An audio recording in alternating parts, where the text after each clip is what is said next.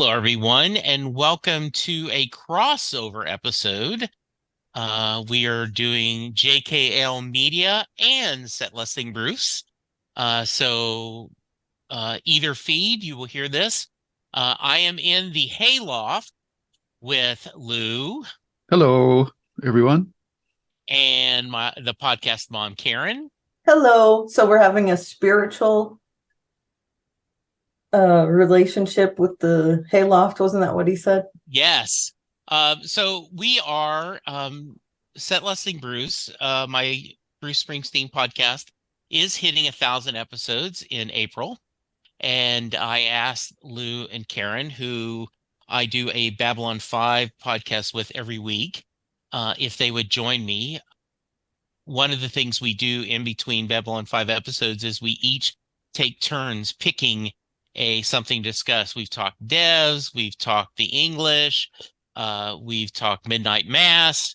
And so I said, well, would you guys mind in getting off genre and do Western Stars, the Bruce Springsteen concert film? And they both, because they love me, said yes. And so that's what we're talking about. We are talking about Western Stars. For those of you who may not be, who are listening to on the JKL Media feed, Western Stars was a album that Bruce recorded. It is very much in the theme of California 70s rock. A lot of Jimmy Webb, Glenn Campbell kind of feel, Burt Bacharach feels. And when he released it, he knew that it was impossible to tour with the arrangements and a lot of strings. So instead, what they did is they filmed him singing the album live in front of an audience, a very small audience. And they filmed it. They add a few other things between the songs, and it ends up being a little bit more than a concert film. And I can't wait to discuss whether Lou or Karen hated it, loved it, or meh. So let's start with you, Lou. Quick thoughts. Oh boy. I'm a little nervous about this because I know your fans, your listeners on the Springsteen podcast are very passionate. And I saw some Twitter responses to the fact that we were doing this, and they were very, very excited about us doing this. So I have to come into this, and I have to be honest. Part of this is to do with artists, especially ones with such a long career as Bruce Springsteen. You could, and I'll go to my favorite, is Stephen King. They have different phases of their career. And for me, Springsteen, I like him quite a lot. I mean, I went to his Born in the USA tour. I think that for me, his phases that he's gone through, I really enjoy up until Human Touch, I believe. Is that the album name, or is that just a track on that album? Yeah, that's the album.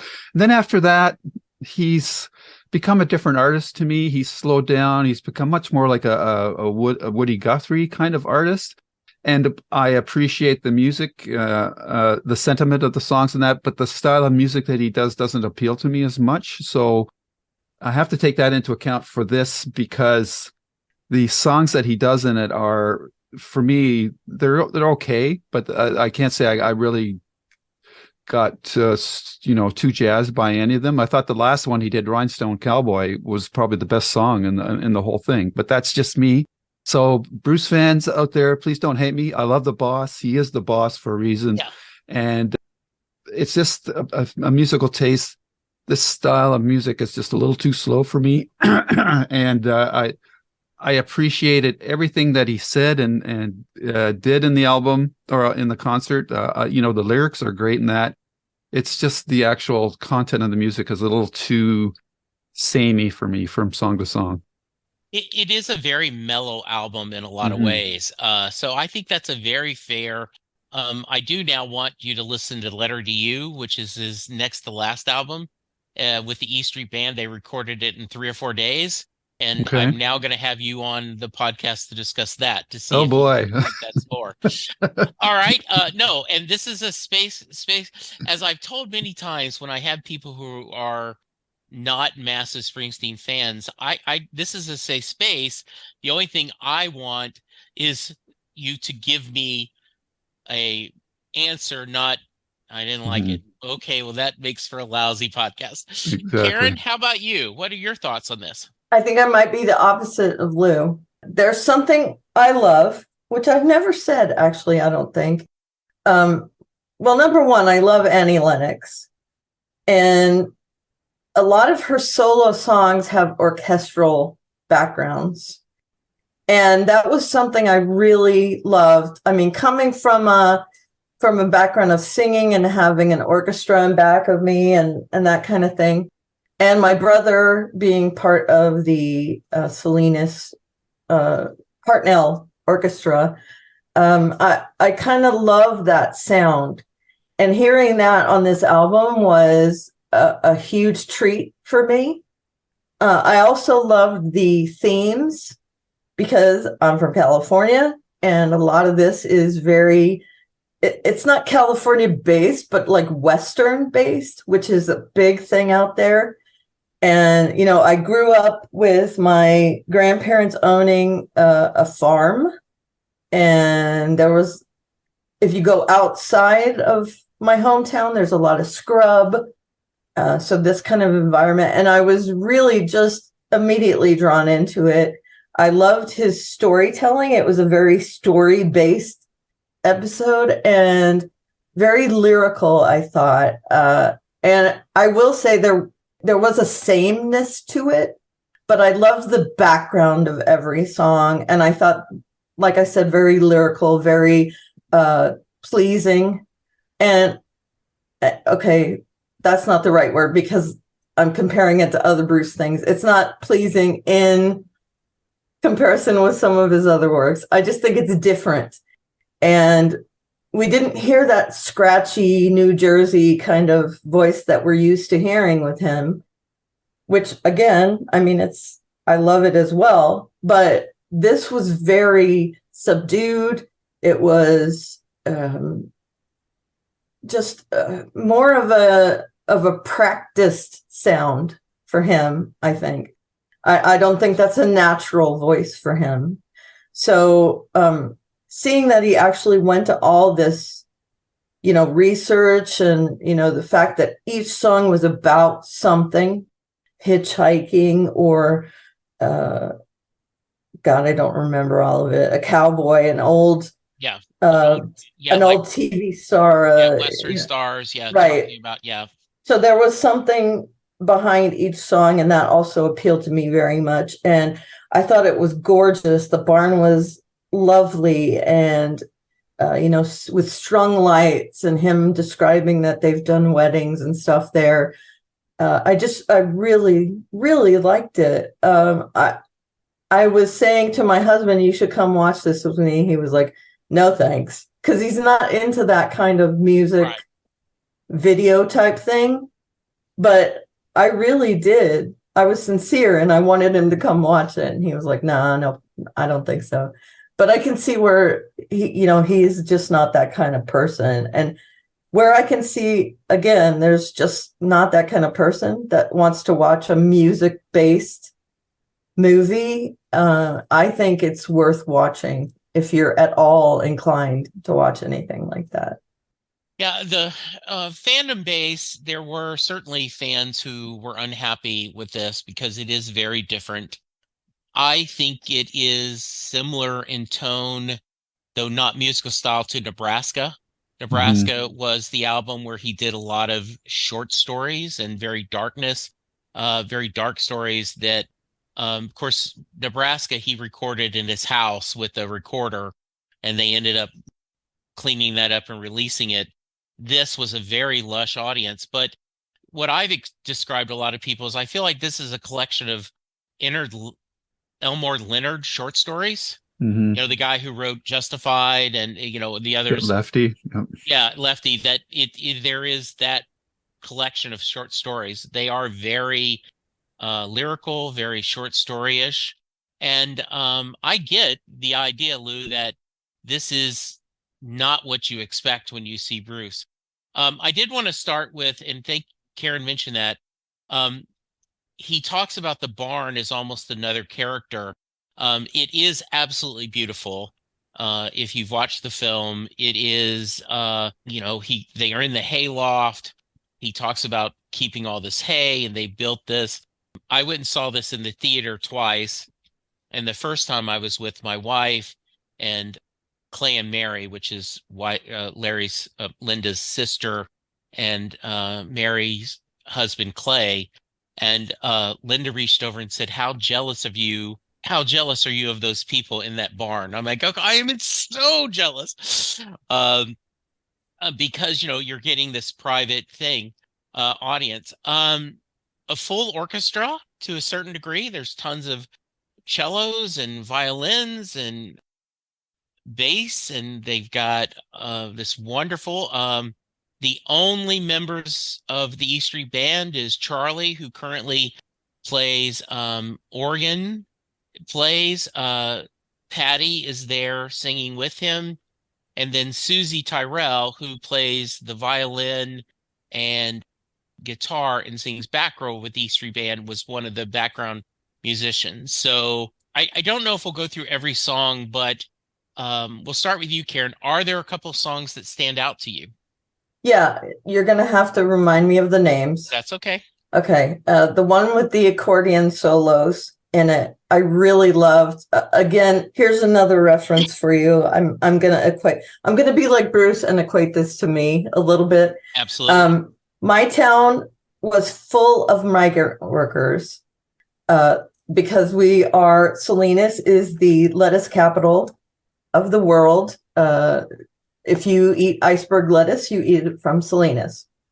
There's no place else that it can come from. But anyway, I mean, other places grow it, but the only lettuce you see in stores is most likely from Salinas. Anyway, a lot of migrant workers. And in that case, it means people from Mexico. And it really reminded me of their music.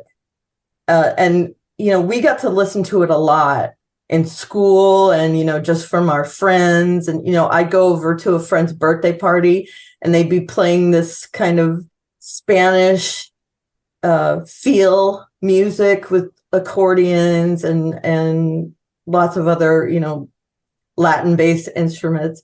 And not that the accordion is Latin-based, but you know what I mean? It's used in a lot of Mexican songs, Spanish songs. Yes. And that song really stood out for me.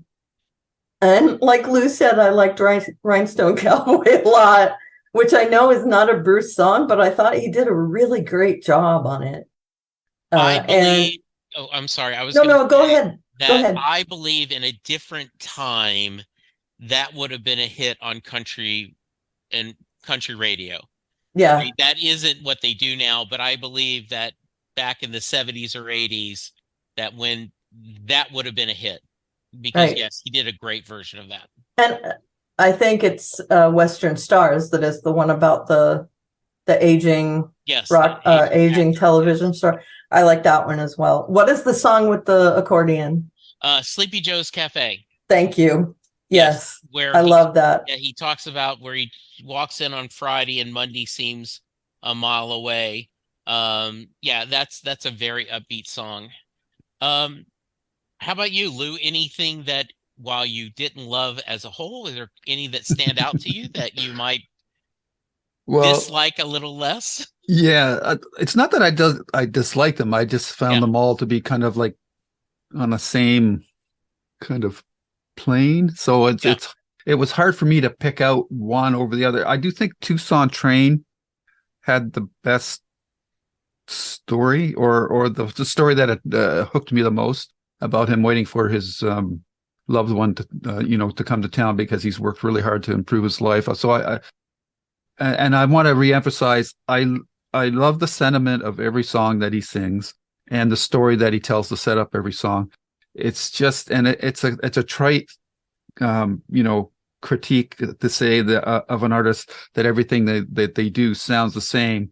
Because with the one listen that I had with it, it's really hard to pick out the nuances of all the songs, various songs, and it would take multiple listens for me to really come down and say these are the songs that I like the best. But I the one that jumped out to me the most was Tucson Train, and Joe's Cafe as well, as that Karen mentioned.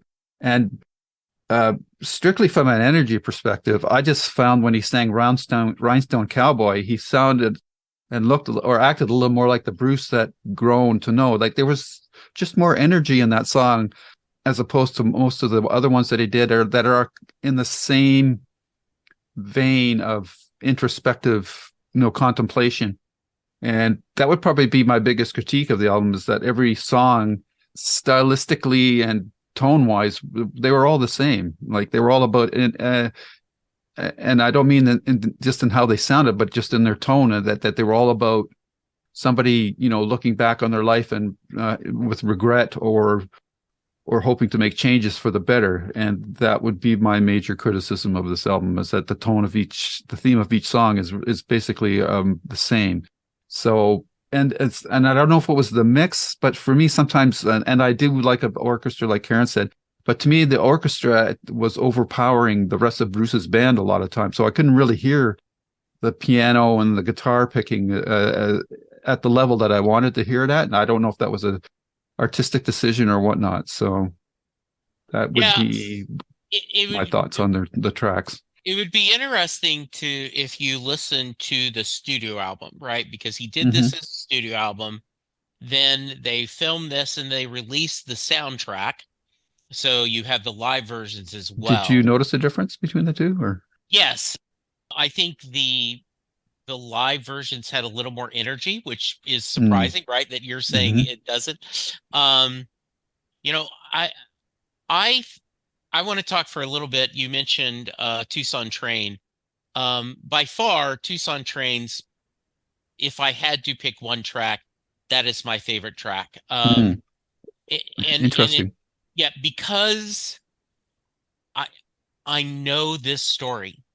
I mean, I see this, the singer of this has messed up bad. I don't know if it's an alcohol problem. I don't know if it's a drug problem. I don't know if it was infidelity. Whatever they did, it was really, really bad. And so they have moved on to a new city. You could almost beat the story that he or she, because by the way, Bella Pori, who's listening, she would make the argument that every song is about a gay couple coming to grips with each other. She said that she just loves this album so much. I love that you can read stuff like that into things. I love it. Yeah.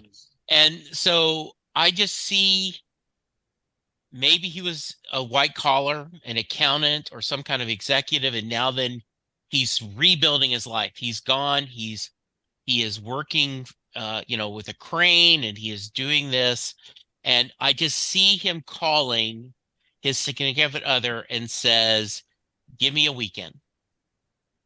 Just, no, please, just give me a weekend. You don't commit to anything else but the weekend. And that line, I can show her a man can change.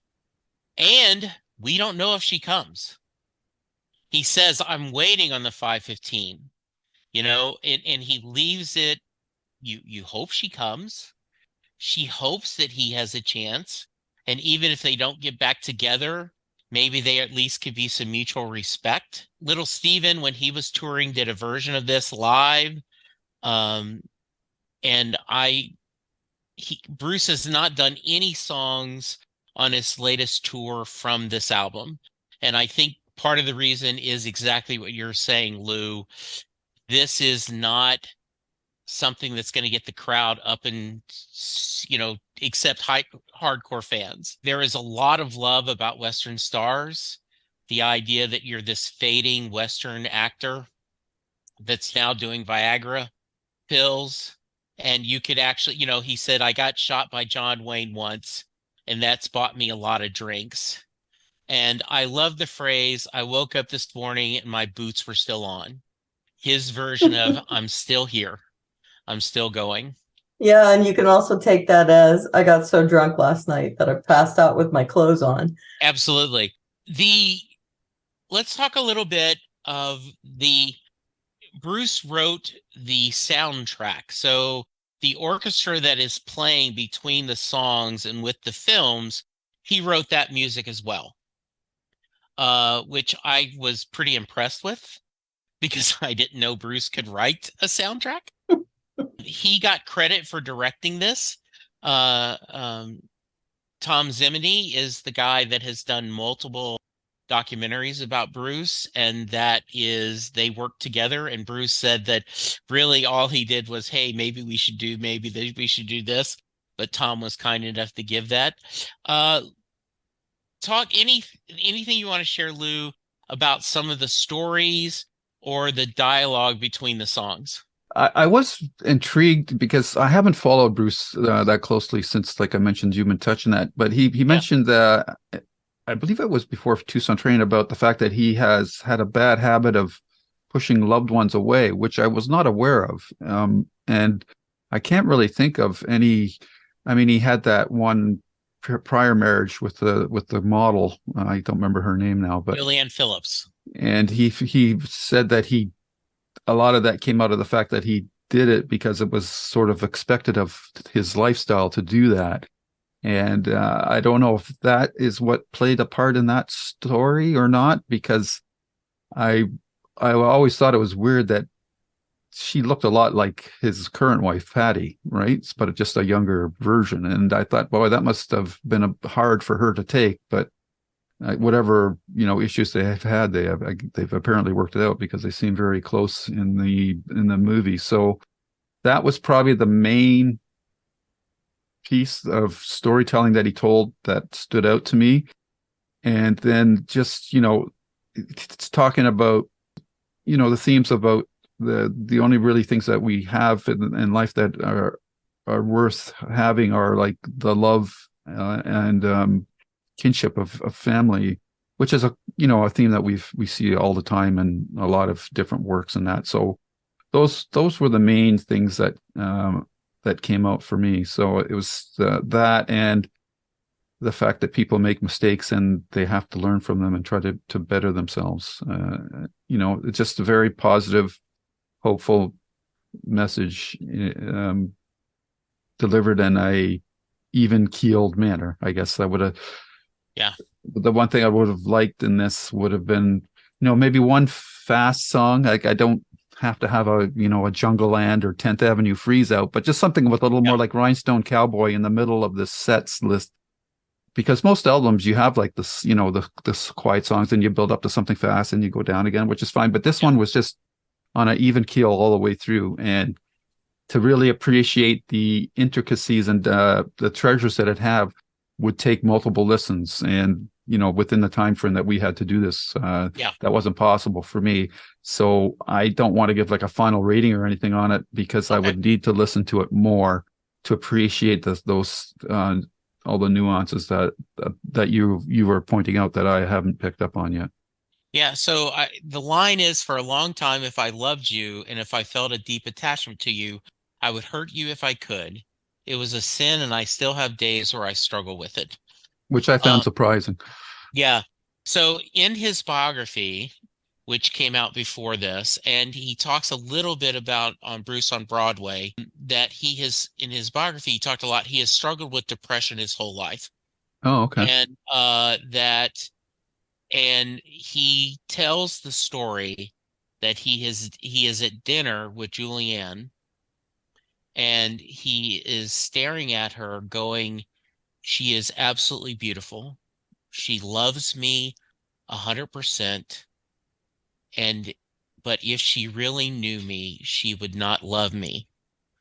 And so I don't know. I'm not worthy of her. And if you listen to Tunnel of Love, he talks a lot about this. He's very open in his biography that she did everything right in the marriage, and he sabotaged it and was not ready. And she has never talked about the marriage whatsoever. And I get the feeling, I don't think this is totally because Bruce gave her a lot of money and an NDA. I just think she truly this was, something that, and so he gives 100% the blame on the marriage breaking up is him. and that he was not ready. I suspected as much, but Yeah. And so and I love the idea, right, that if you love me, I'm going to hurt you before you can hurt me. That preemptive. Karen, thoughts on any of that? Yeah, that song with Patty was really touching. I loved his vignette there, where he does talk about the fact that he didn't feel like he was good enough for anybody and all that. You can really see his insecurities there. One of the things that struck me personally is where he talks about how we like to have our intimate relationships, but we also need a community. And for me, I was thinking to myself, I don't know about that. I had a hard time connecting to that statement, although that's on me. That's my thing. I feel like every once in a while, I just need to I just need to be myself with myself. I don't want to talk to anyone else. I don't want a community. And I thought, and it's thought provoking, even if you don't agree with his statement, it makes you think about yourself. And that really struck a chord in me that I feel like I'm not like that. I feel like there are people that don't want a community. And with me, it's not 100% of the time. It's just, there are some times that I'm like, I don't want to talk to anybody. And he does say everybody wants a community.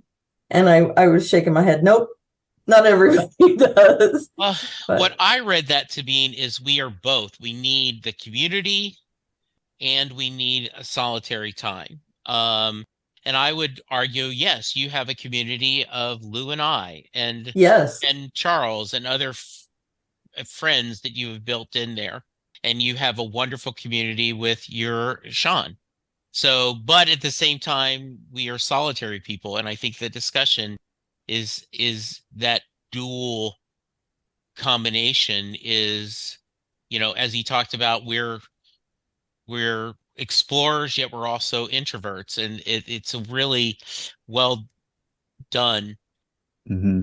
Yeah, my community is like Yeah, I especially like his cautionary note about if you build a world where you're alone, you're going to end up in a world alone. I thought that was a great point.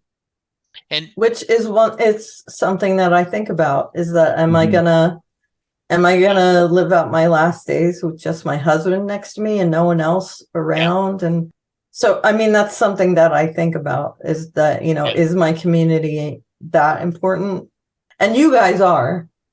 I mean, yes, you guys are super important to me. Yeah. And I would also include Charles in that, although I don't talk to him as much anymore.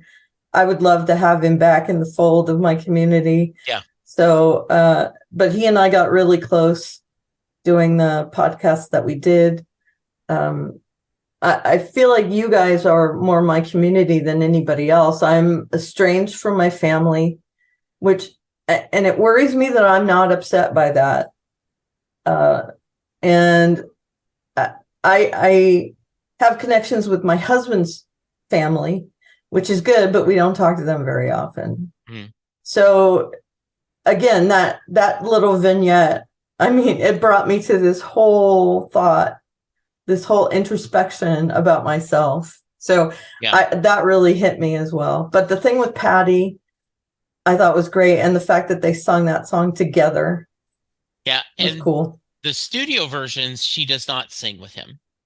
And so I think that was a really nice version. A nice touch. Yeah. He talks a lot about that. She is, one of my favorite stories is he talks about when they had the kids, he did the night shift because as a rock star, right? You stay up till 3, 4 in the morning, 5 in the morning, you get up and you sleep till 12, 2 in the afternoon. And he says when they were little, that was fine. But as they started getting older in school age, it was tougher. And he said, Patty came to him and says, you're missing it. You are missing it. And the morning is when they're their best. When they're in the afternoon, they're tired, but the more you are missing it. And he said, what do I do? And he says, cook breakfast. I'm a rock star. I don't know how to cook breakfast. And he tells the story. He went to whoever their, because they're rich, they have a chef, right? And he said, show me how to make pancakes. And and there was an interview where Jimmy Buffett was talking, and he says, I was talking to Bruce Springsteen, and to our kids, we're just the pancake maker. We are not anything. And he said, I will tell you right now that if it all goes away, all the money's away, I could support myself and Patty by being a morning shift at a diner. I can cook breakfast. And he also has explained that she has, talked to him about you need to get back. And so he's very open in the biography about medicine and depression. His father was schizophrenic, and I maybe not schizophrenic. His father had mental issues, and they talked a lot about that. So this is, to me, a second chapter of the autobiography. Like his book, Springsteen on Broadway, and this is a trilogy kind of telling his life. The first single came out was Hello Sunshine. Hello, and this has had enough of heartbreak and pain. I had a little sweet spot for the rain and skies of gray. Hello sunshine, won't you stay?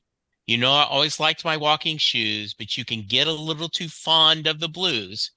You walk too far, you walk away. Hello sunshine, won't you stay?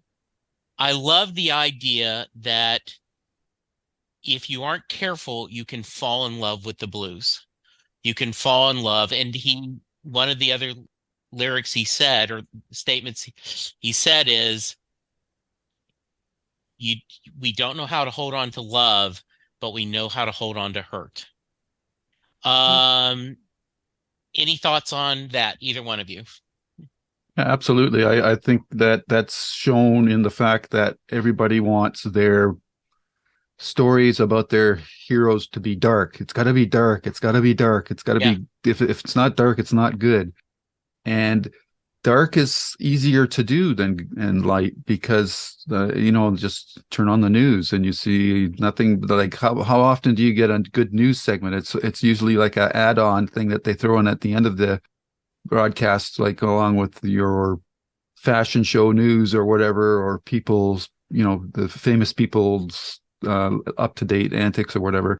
And I think there is a thing in human nature that's attracted to dark, in the fact that we like to suffer, or we take pleasure in the fact that I'm seeing this person suffer, but my life might not be great, but it's not this bad, kind of thing. And I think that's a lot of, I don't know, that I'm no psychiatrist or doctor or anything, but I think a lot of what media does is why there's a lot of people that are depressed, because we keep on showing the dark things in life, and not nearly enough time is spent on the good things in life. So, well said, Karen. Yeah, and it makes it easier to be depressed, I think. If you're already leaning that way, you watch the news and it's just easier to fall further. I also suffer from depression, but it is I wrote a blog post about this, and it was called The Masks I Wear. People don't know that I have pain because I put on a happy mask. Right now, I have a lot of pain. Right now, just talking to you two. Not shoulder. Because of us. No. I'm just saying, you guys wouldn't know from talking to me that my shoulder is burning right now. And it's a concerted effort for me. When I'm in a conference with a client or with my boss or with you guys, I'm happy, I'm upbeat. But underneath that, I have a very dark feeling.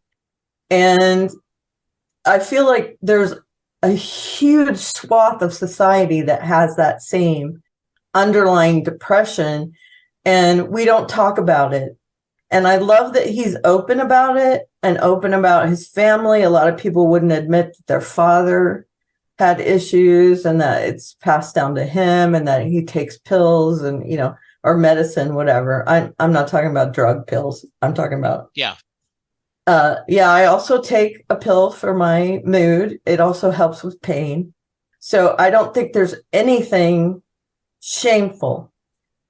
We take pills for lots of things, for headaches, and nobody looks down on people for that. And depression is just another illness. So that's something that really needs to be brought to the fore. And I thought some of the songs and the lyrics that he says are very clearly about overcoming depression. And I commend him for that. And I know he's been very open about that. So those really did, again, strike a chord for me. Yeah, I think, and this was one of the reviewers talked about that, and this sounds like a cliche, but if frickin' Bruce Springsteen, who is a rock star, who has everything you want, is fighting depression, that tells you it's a medical thing. It isn't a money thing. It isn't a prestige thing. It isn't a fame thing. It is just everything. So yeah. All right. I did want to share that it won Critics' Choice documentary awards. They won Best Narration for Bruce Springsteen.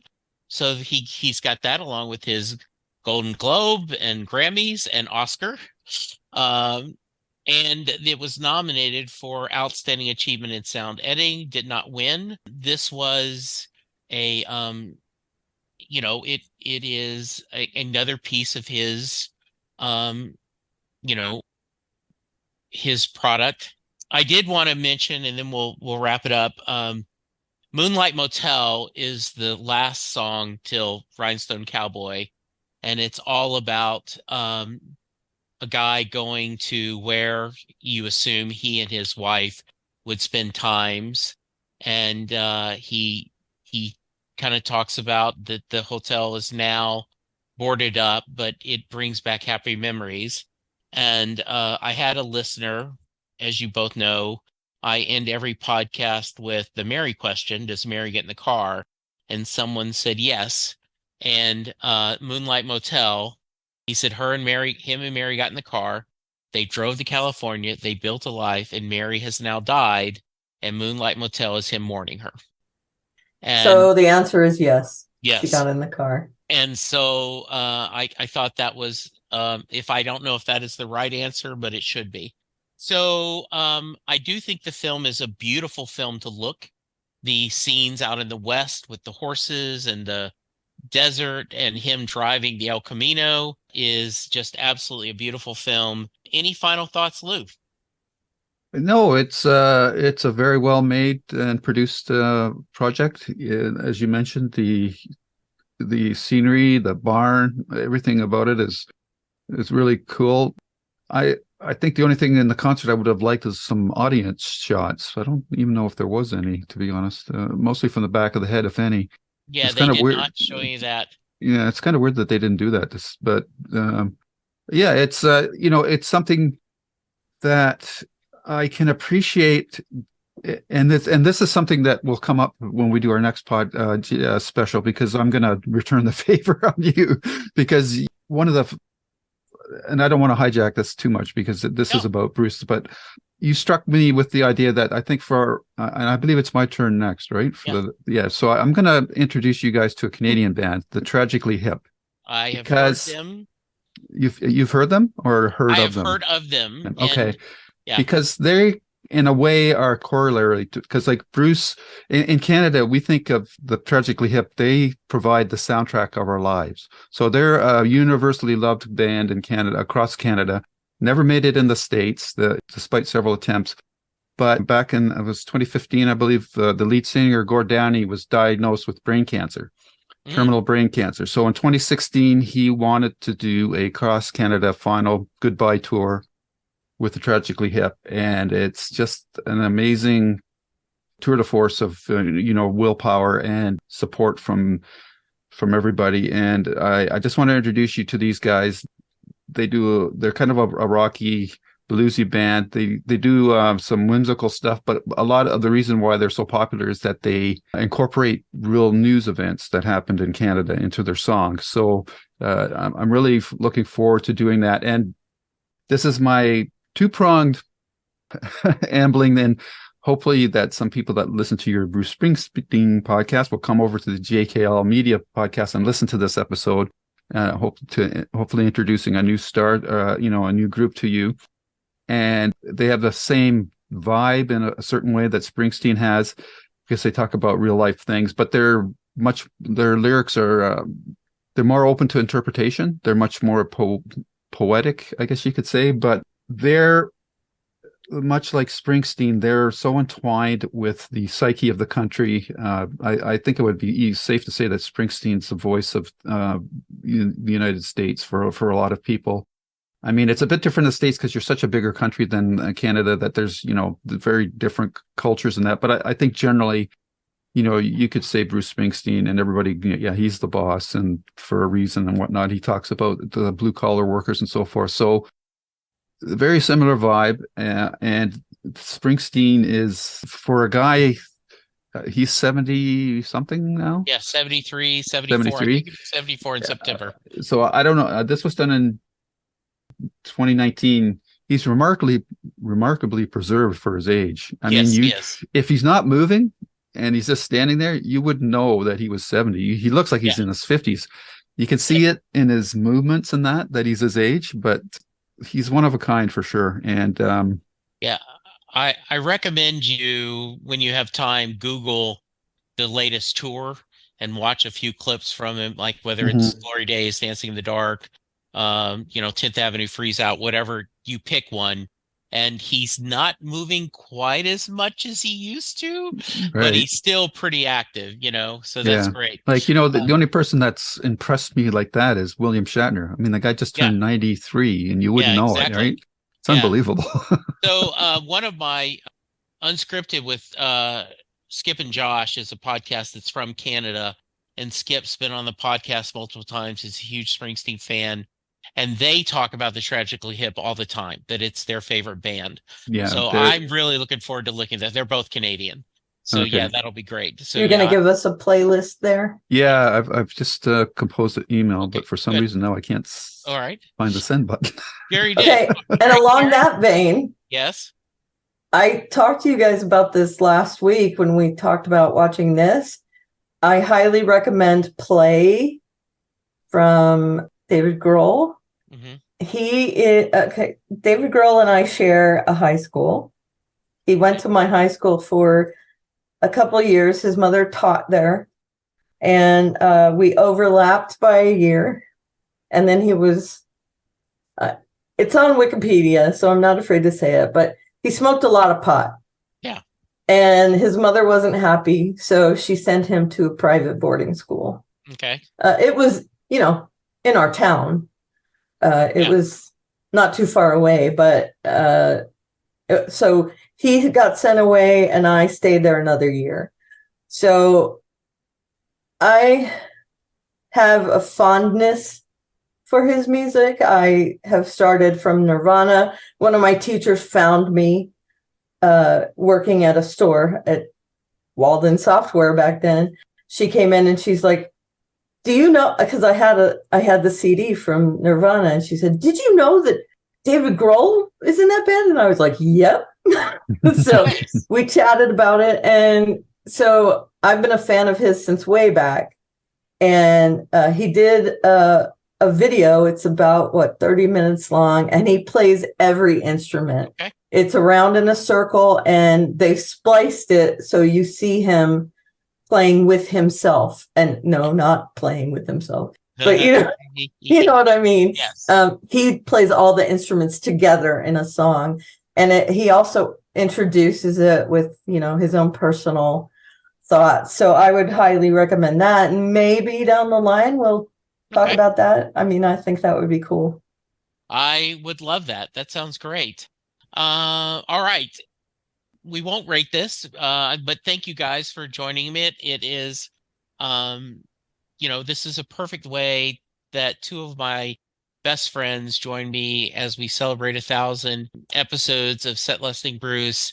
It is interesting that, Jimmy Webb, who's written a lot of 70 songs, he says is very much this is an influence on him. I agree. If I had a nitpick, it's multiple years ago, Bruce did an album called the Seeger Sessions, where he did a tribute album to songs that Bob Seger had recorded. And when they toured, he brought a band, the Seeger Session Band, and they started mixing up, and they did like Atlantic City, Blinded by the Light, other Springsteen classics with that band. Mm-hmm. And I wish he had done 3 or 4 or greedy 5 standard Bruce Springsteen songs with this band in Western Stars. He was there anyway, kind of expand that, because I think hearing the string section and everything would have been a lot of fun to see him do that. Mm-hmm. So, yeah. Awesome. All right. So we're all music lovers, which is yes, awesome. I love that. Lou, if someone wants to reach you and tell you that they love the Tragically Hip, how can they?